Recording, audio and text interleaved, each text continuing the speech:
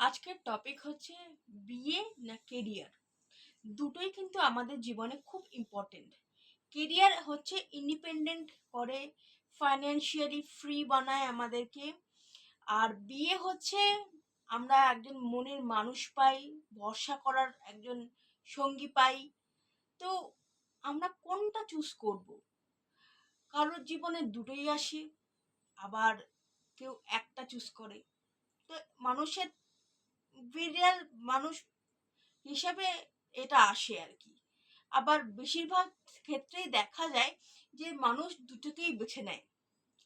প্রথম জীবনে কলেজের পরে কেরিয়ারকে বেছে নিল, তারপরে সেকেন্ড ইনিংসকে একটু বয়স বাড়ার পরে বিয়ে।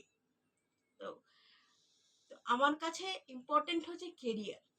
কারণ কেরিয়ার হলে পরে আমি ফাইন্যান্সিয়ালি ফ্রি হব,